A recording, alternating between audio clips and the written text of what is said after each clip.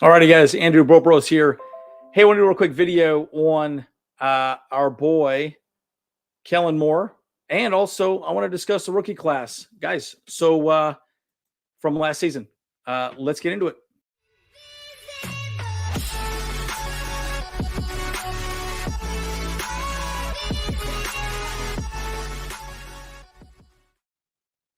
All right, before I begin, I just want to talk a little bit about Rivers Lake Yacht Club. Guys, check them out. Great Charger fans. They got some great content on their website, and we've been chatting with them quite a bit. I know Kyle's been working quite a bit with him, and there's some collaboration things we're kind of discussing. So we'll guys keep you posted on all that as well as it progresses. But I'm going to give you my first thoughts on Kellen Moore. I think Kellen Moore is a good hire. Again, it's interesting how sometimes people can fall from grace. I think this hiring came out of the blue. I did not expect. I mean, I think literally last night I saw a tweet that says Chargers expected to interview Kellen Moore. And then I wake up this morning and we were immediately hiring him. And it was like, wow, okay. But you have to remember, he was very prolific with a pretty substandard quarterback. Dak Prescott is not Justin Herbert, right? So you have to sit back and ask yourself this question. You get someone like Kellen Moore running an offense like that with a Justin Herbert, you could expect more goodness and greatness. So in that respect, I'm very excited that Kellen Moore's our guy. But secondarily, I have some questions in regards to how he's going to attack things vertically. So we'll get more information to come as it progresses. But I'm really interested to see how he does as an OC for us, and I'm also interested to see our QB coach as that progresses as well, and also our linebacker coach. As soon as that information comes out, we'll of course get it to you as soon as possible. But again, I think he'll do well. So what do you guys think? What do you think of Kellen Moore? Do you think he's a good hire? Yes, no, maybe so. Let me know. I mean, I'm really curious what your thoughts are. Again, I remember the beginning of the season, everyone was saying, boy, Kellen Moore's going to be a head coach somewhere, and everything kind of went sideways. And, the Cowboys organization is a really interesting one. They kind of burn through people all the time. And it's just, I don't know, it's a little bit unfortunate. So I guess the good news is for Kellen Moore, I guarantee part of the conversation was to get him to come here was, hey, look, dude, you got one of the best quarterbacks in the league, and all you need to do is make him better, right? I want you to install a system that makes things simple for him, get him to the next level, and he probably will be a head coach somewhere else, right? So, and that's the reality, right? And Kellen Moore, I mean, he's no dummy. He knows, what Justin Herbert is. He's a much better quarterback than Dak Prescott. So I think it was a pretty easy pitch for him, and I wouldn't be surprised if Joe Brady and Zach Robinson has some other choices. So it'd be interesting to see what happens, with the QB coach moving forward, but we'll go from there. So enough of that, enough of Kellen Moore. Let's talk about the rookie class next season. Again, and before I show the article I want to show, it rates all the players, kind of what they did, what they didn't do well, and all the different things that we can discuss about each player specifically on this draft class. But one of the things I will say, a lot of people have given heat to Tom Telesco. My brother Kyle, not a huge fan. Yeah, I'm a little indifferent. I'm about 50-50. I know James is right around 50-50 as well too. I can understand the argument and frustration with Tom Telesco, but I would just say this, guys. I really do believe the coaching staff is what's more important in developing players, right? I mean, you can pick a player at any given moment, but I think what the GM really has to ask the question of is, does this person fit within our system, right? And again, now we have an OC. Right? It's a big reason why I wanted to talk about Kellen Moore. Now we have an offensive coordinator. The offensive coordinator has a very different philosophy than like a Joe Lombardi. What that really means is the entire offensive line is going to have a different blocking scheme, okay? That changes, right? The running game coordinator is going to change, right? The passing game coordinator is going to change. I mean, across the board, the offense is going to be completely flipped on its head. So these guys that we're going to be discussing are going to be making, larger and bigger leaps next season, right? So again, now that we now know who our offensive coordinator is, we can now get an idea of what these rookies could potentially do this next season. So I think it's a relevant conversation. I didn't want to wait for this to actually have an offensive coordinator so I can actually give you some intelligent ideas on what we might be looking for next year. So let's get into it, guys. Let me show you this article. Pretty interesting little article, and we'll discuss it a little bit here. So, all right, so I want to just rank it. This is SI. This came out, January 25th. So it's about 6 days old at this point. But look, we can look at our wins and losses here. It's so frustrating. We lost our 2 last games here. And of course, this playoff game right here was just still salty on. But at the end of the day, it is what it is, right? And again, a lot of people give a lot of, frustration towards Brandon Staley. And again, one thing I will also say too, Brandon Staley and Tom Telesco are married at the hip right now. This season, going into the season with Kellen Moore, I promise you, a lot of OCs probably didn't want this role to some degree, because think of it this way: what if we have a bad season this year? That probably means that entire coaching staff is going to get wiped. And I would honestly, I think it'll be a clean slate. If they let Brandon Staley go, I think Telesco's gone. I think it's going to be a completely clean sweep. And again, a lot of people keep talking about Sean Payton. Sean Payton's still the guy. Sean Payton clearly only wants to coach the Chargers or the Rams potentially. He wants to be in LA. That's where he wants to be. So, look, it is what it is, right? So, I think if we have a bad season this year, guess what? I think Sean Payton's probably going to be the guy. So, it's kind of a make or break season. And again, we were 10-7, made the playoffs. Arguably, we made the playoffs last year, sort of, with an asterisk that we had a final play-in game against the Raiders and lost week 18. But again, it's one of those things to really think about, right? And when you think about, Tom Telesco's been here a very long time. He's been here, 10 seasons as GM, and I think he's only had one playoff win in that entire 10-year span. So hiring a coach hasn't been great. It will be very interesting to see what happens with him moving forward if we have a bad season. So again, I think that's why this OC position was such a big hire moving forward. But let's get into the draft class and we'll discuss. And I want to discuss a little bit, kind of a caveat as to how I think Kellen Moore might change things up with each one of these players as well too. And some are on the opposite side, obviously some are not. But I'll kind of go into it a little bit here too. And before I do that as well too, I actually predict that this next in 2023 draft class will actually be a lot of defensive players as well too. I don't foresee us going after a lot of offensive weapons this year. I do foresee us really focusing more on defense as well, just because I do think that, we underperformed defensively last year quite a bit. I think our first pick might be offense, maybe our second pick, but I think the rest of the draft class will most likely be defensive players.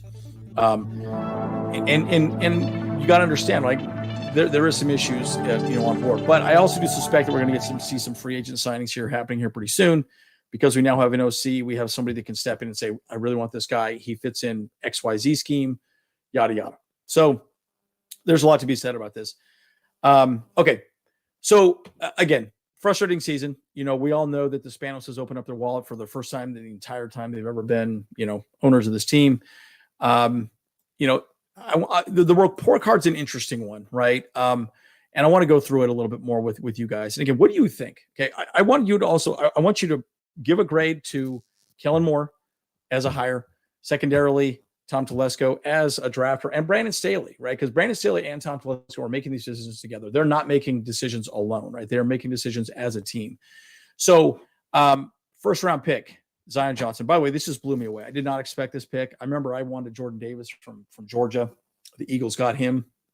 And it was pretty interesting seeing him go off the board. I was pretty upset because I really wanted the defensive line to be a little bit more stout. And again, we weren't stout this season at all, especially with the light boxes that we run defensively. We don't stop the run well, as you guys all know. So it was just odd to me that we picked Zion Johnson here, right? So, but a grade B+. I think B+ is a pretty good grade for him. I'd probably a B+, A-. I think this is a very good grading. So let's just go through a little bit of what he says here. Again, he played almost 1,200 offensive snaps. That's amazing. Okay. That as a rookie, that's awesome, right? PFF grade of almost 70 as a pass blocker, but did not do well sorry. So he was posting a PFF grade of 690, but as a pass blocker, he did not fare as well as a 52.6% PFF grade. Now, again, I'm not a huge fan of PFF grades. I actually don't really think they're that great. But, I think he's going to be kind of the pulling guard that's going to be doing a lot of stuff. And he did a lot of this last year too. And I would suspect, especially Kellen Moore coming on board, I think he will do a lot more of this. I think he'll do really well. Again, you had Zeke Elliott over there for the Cowboys. I do think that you're going to see a lot more smash mouth football coming from Kellen Moore this next season. So I'm excited to see what he'll do. Now, the other thing I would say about this too, Zion Johnson also might be a replacement for Corey Linsley, our center. He did play center at Boston College. I would not be surprised if he stepped in that role, or maybe was a backup center, someone they could slide over into the center role, because I do see him potentially being that guy moving forward once he understands how to move up and down the line a little better. But again, pass blocking, he did struggle a little bit. And there was a lot of penalties that he had that were pretty timely. He allowed 5 sacks, 7 quarterback hits, 40 pressures. It's interesting. I think he did well, but a B+, A- grade is, I think, a very good one. I'm excited to see what he can do. I think it was a safe pick. I don't think he was a flashy pick in any way, shape, or form, but he was definitely a safe pick. And guys, we got to protect our crown jewel, and that's Justin Herbert. We all know that, right? So be very interested to see how that plays out, this next season. But I do think you'll see him in a lot more exotic packages with Kellen Moore. Kellen Moore does a lot of pulling. The guard pulls out and do a little bit more, halfback dive right, staff dive lefts. I think we'll see Xander Horvath a lot more as well too, which will be really interesting to see as well. So I think he fits well within our scheme. But again, I think Zion Johnson is going to be a good guy for a very long time, and he stayed healthy, guys. I mean, he's a very strong guy. He was the strongest guy in the draft last season, and he stayed healthy all season. So I think that's really awesome to see. So this is an interesting one. I want to talk a little bit about JT Woods. And again, not going to affect the conversation with Kellen Moore, of course, on the offensive side of the ball, but graded D. Now, I would agree that this is a D grade. I think this is where if there is one pick in this draft, on a 3rd round pick, you pick JT Woods, and JT Woods went probably a little faster than a lot of people thought he would go as well too. But there was one reason why they picked him: speed. Tall, fast. I think he did hurdles at Baylor.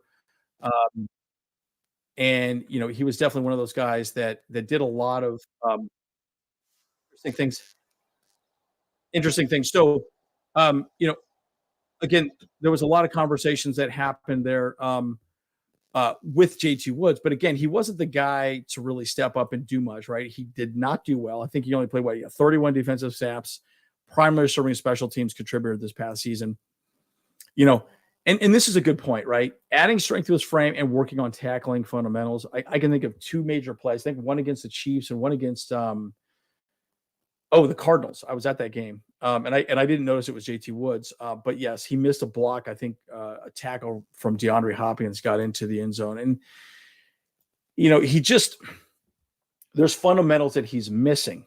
Okay, and that's where you have to say now. Let me give you my general thoughts on the draft as a whole, okay? Because this pick right here makes a lot of sense, okay?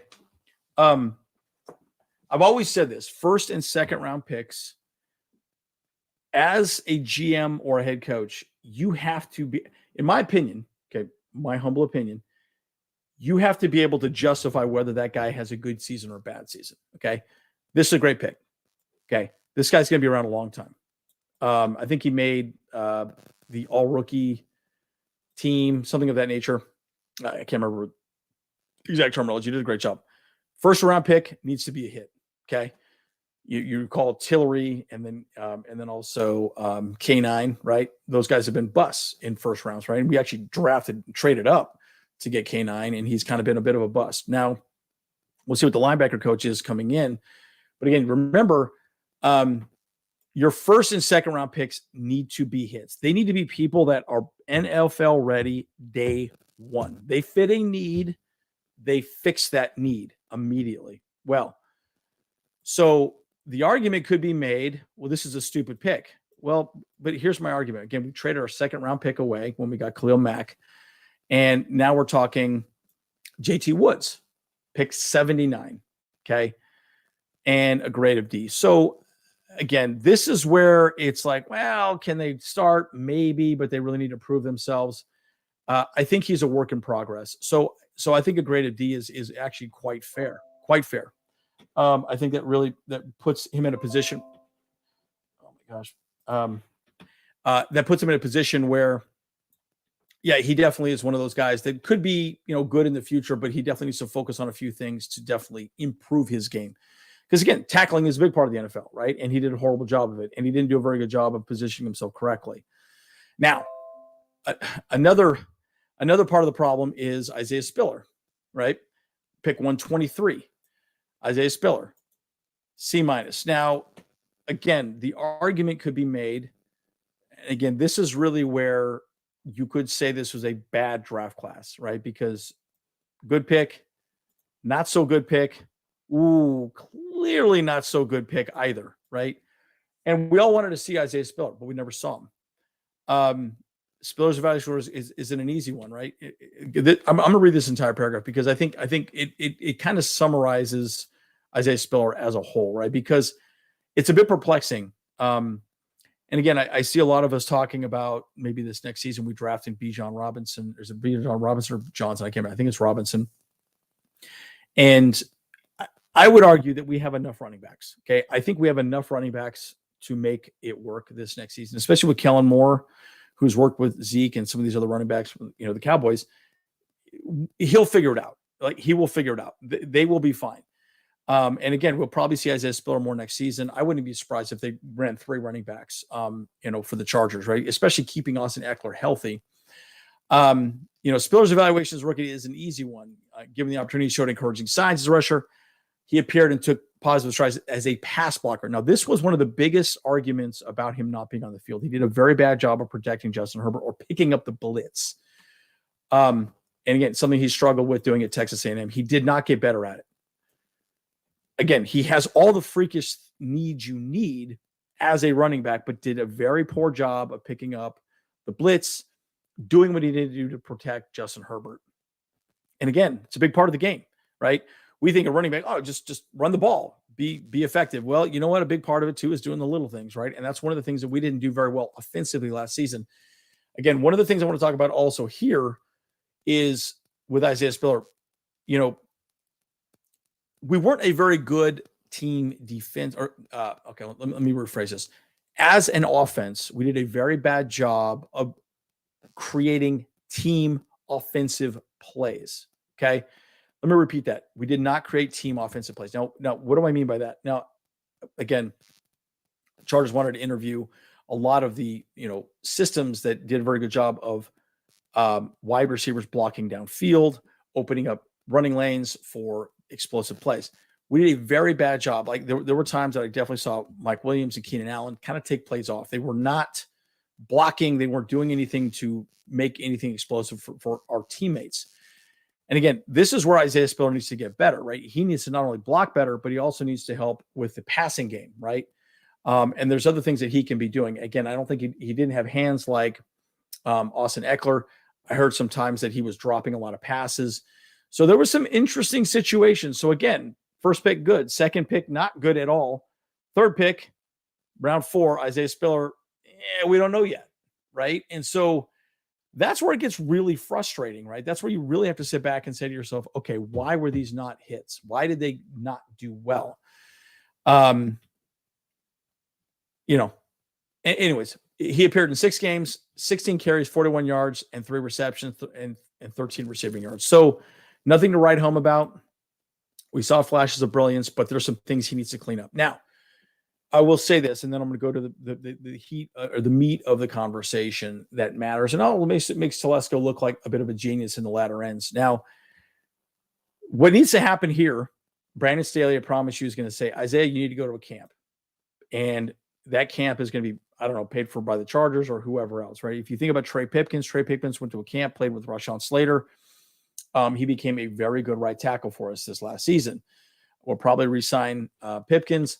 But my point is, he needs to get out there and do some things to fix his game, period, right? And sit back and understand how to become a better running back in the NFL.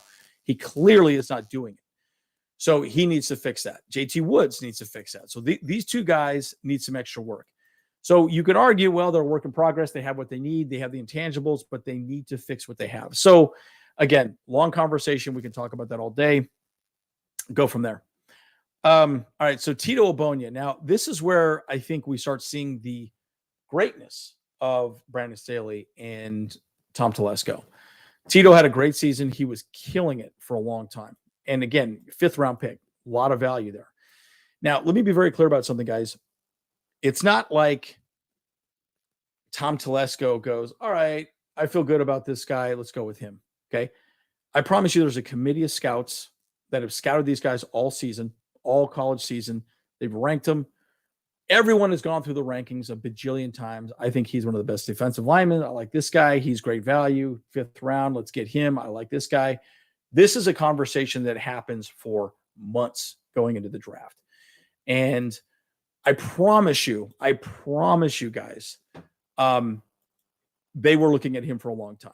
And Tito did really, really well. And it was such a bummer that he got, patella tendon rupture in week 10. Oh my gosh, snap count was his snap count was going up. He was killing it. He was doing really well. He finished the year playing 7 games, logging 14 tackles, 1 quarterback hit. But Abonia showed coaches he was optimistic about, particularly in what he offers as a run stuffer, and that's what we need. We need butt and gut on that line, stopping the run. And if we could do that, life is good. And Tito did a great job of doing that. So again, a grade of B, I think is great. I think it's a fantastic grade for him. I think it puts him in a position where next season he's going to be even better, right? And I'm excited to see his progression as a defensive lineman. So very good. Sky's the limit. I think things are very good for him. Okay. And let's go to the crown jewel of this draft, right? Round 6, guys. This was nuts. Nobody thought Jamari Salyer would drop to where he did, right? Again, he's a Georgia boy. It was really interesting that he dropped as far as he did. But I can kind of understand why he did. There was some issues. I know there were some issues about him not having good footwork and a few other little things. But the weird thing is Salyer played all up and down the line at Georgia, right? I think he was even a center at one point too. He's got talent, and he's a Georgia boy, right? He was a highly recruited out of high school, right? So, again, pick 6, 195, just stepped in and just kicked butt. Again, at the very end of this draft, you just buy best available. Just whoever's best available, just get them. It doesn't matter. And they went out and did that, and this is a great grade. I would say an A, maybe even A+, because bottom line, the value we got out of him at round 6, 195. Holy smokes, man. Slater given the draft slot, contributed a lot. Again, Rashawn Slater torn bicep injury. Slater will come back. Obviously, he'll be our left tackle next season, but they might move him to the right side. Who knows? Maybe they'll make him guard. We might lose Filer, so you might have Jamari as left guard. Who knows? Put Pipkins on the right side still. You got to wonder how that's going to play out, but it'll be really interesting to see in training camp. Starting role week 4 and didn't look back. Let's see. I think he logged 900 and almost 1,000 snaps, allowing 5 sacks, 10 quarterback hits, and 46 pressures. He actually did better than Zion Johnson on arguably a much more difficult position, right? And that's huge, guys. That's huge that he did better on a harder position. And so you continually have to ask yourself this question. Well, where does this sit with Jamari and everyone moving forward, right? I mean, again, I think that Jamari has done a really good job. I mean, the sky's the limit. I think it'll even be better next season as well, too, as long as he can stay healthy. He pretty much kept Herbert upright in the pocket, and we all know Herbert's injuries. And there's some general interesting, developments going on there, specifically with, Kellen Moore coming in. Now, where I think this might change Jamari, it will be interesting to see what happens in free agency. I wouldn't be surprised if we went out and got a free agent signing for Matt Filer, maybe find somebody that's a little bit less expensive than Matt Filer, and then use Jamari as maybe a backup, or put Jamari in and then have another veteran behind Jamari, or someone that's just very versatile up and down the line. You got to wonder how that's going to play out. But I think Jamari's going to pick a pretty big role next season. But you kind of never really know, right? You got to figure out, what's going to happen. But I do think the good thing is Jamari is awesome. He's very versatile. He showed a lot of moxie, did a great job, and who knows? We'll see what happens at this point. So, okay, let's talk about another 6th-round pick, Ja'Sir Taylor, grade C-. I would actually give him a C. I don't know that I would say a C-. I think he did a really good job. And again, Ja'Sir, when he stepped in, even as a slot corner, he did a pretty good job. He got burned in the last game of the season quite a bit. They picked on him a lot. But he did good. Taylor began exclusive special teams player. And he carved a nice rollout for himself. And I think our special teams were obviously amazing, so he did a great job. But his first defensive app didn't come until week 11. He ended up with almost 200 snaps on the season.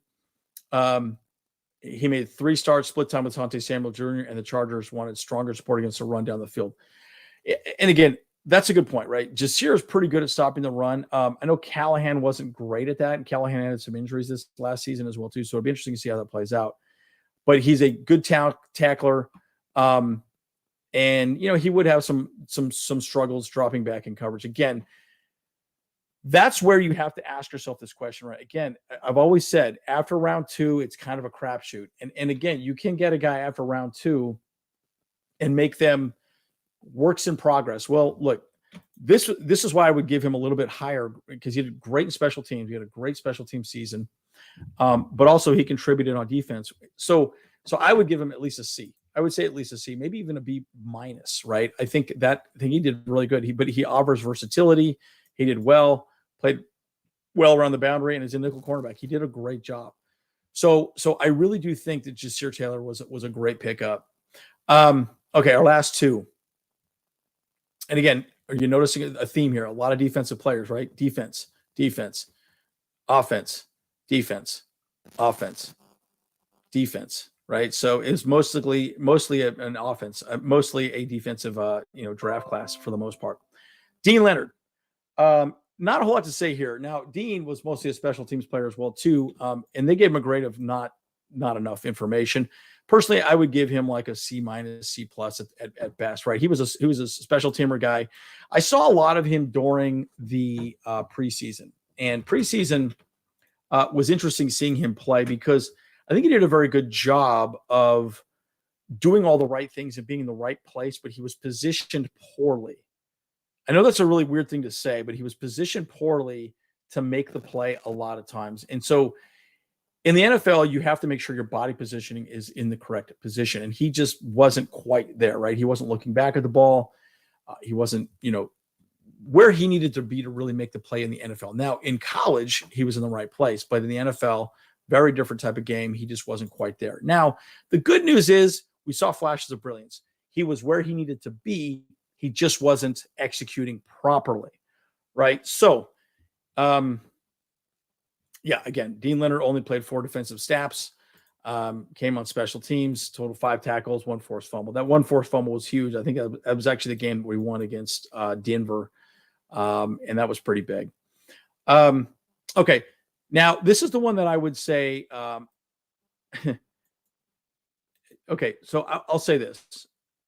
Xander Horvath is sort of a fan favorite, right? He's a converted linebacker to a running back. I'm very interested to see what Kellen Moore does with Xander this season.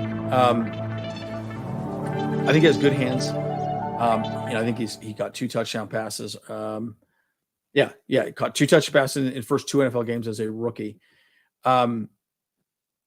The thing that had always frustrated me about Lombardi is he ran the same offensive plays over and over and over again. It became extremely predictable. And I really do think Kellen Moore is going to come in with a lot of different types of looks. And that's good, right? In fact, I would almost argue that's probably a big reason why Kellen Moore, is our offensive coordinator. Guys, look, we already know we have a good offense.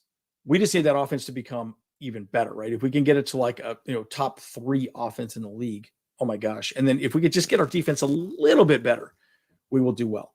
So, and again, what if Bosa and Mack were healthy all season, right? It would have been so much better. But again, with Xander was just underutilized all season. I was just very frustrated that there weren't a lot of, looks for him. I really think Lombardi did a very bad job of getting the right personnel in there to do things correctly. It's just a really interesting conversation about how he was underutilized, right? So I would pick this as a B grade. I would say it's a B grade only because I do think Xander has a lot more upside potential. And I think he could do a lot more. Again, he did a lot of stuff with special teams. Again, special teams. Pretty much, yeah. So the bottom 3 were pretty much all special teams, contributors for the most part. But again, versatile player, offering steady support as a pass blocker. Remember, you got to remember, that's a big part. When you're in the backfield, you got to protect your crown jewels, and that's Justin Herbert, right? And core special teams player adding to his pass catching ability. So I'm really interested to see what Kellen Moore uses him for this next season. I do think you'll see a lot more Xander Horvath this next season. So I'm excited to see what he does. You know, so let me wrap up here, guys, and give you kind of my final thoughts. And again, check out Rivers Lake Yacht Club. Please check out. Got some great content on the Chargers. All they do is talk about the Chargers. We're talking to those folks. We'll keep you posted on what we end up doing with them. But one of the things that I will say, guys, I think having Kellen Moore as our offensive coordinator, you're going to start seeing some interesting signings. You'll see some people that we're going to go after, at least some rumors of going after certain players. The thing that I have really thought about a lot is it would be very interesting to see who he could bring over, because I really do think this staff is very young, but also very hungry. And I think Kellen Moore is going to be that final piece of the puzzle for us moving forward and can hopefully get Herbert to that next level. Now, what would I give this draft class? Now, I would give this draft class a B+. I know you guys might disagree with me on this, but I'll give it a B+. And I'll give it a B+ because I really do believe that we found some good value at the bottom of the draft, and we still haven't really seen what's happened with J.C. Woods or Isaiah Spiller. I think both of those guys will do really well, right? We saw Joshua Kelly finally emerge as a good running back this season, okay? I think he had all the talent, but I think he really took his offseason a little bit more seriously, and he stepped up and did really well this season for us. So it'll be interesting to see what Isaiah Spiller does moving forward. So in that regard, I wouldn't suspect us to get any type of running backs during this draft class at all, for the most part, because I do think that we've pretty much got everything we need at this point as far as running backs are concerned. Now, secondarily, I will say this. So a B grade makes a lot of sense to me. But what do you guys think? Do you guys think it was a B grade? Do you think it was worse? Do you think it was better? Do you think that Tom Telesco was horrible and he should absolutely lose his job? I mean, again, I'll say this right now. I really do think it's a package deal with Tom Telesco and Brandon Staley. So, whether you like Brandon Staley, dislike Brandon Staley, I really think what we missed last season was an explosive offense, right? The offense that we ran with Lombardi was an absolute mess. But the good thing is we got some good rookies. We got some good depth. I think even next season we'll get even more depth.